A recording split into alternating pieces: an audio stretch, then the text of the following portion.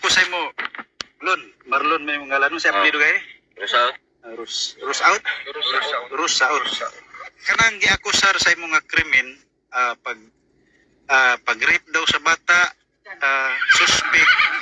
isuspek ka sa mga parente o sa social media, gani sa social media o sa radyo karon no.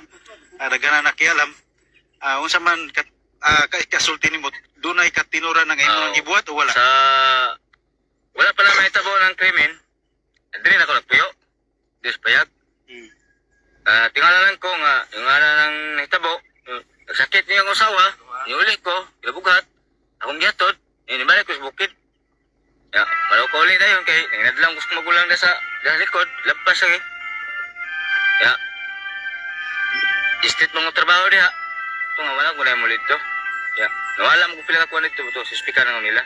Nawala ka dito sa diha sa Lanok. Motong gisuspikan ka.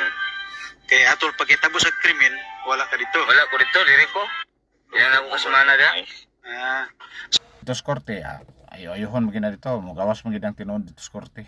Huwes ra ni ang maka-desisyon o siya ba gyud ang nakasala o dili ba.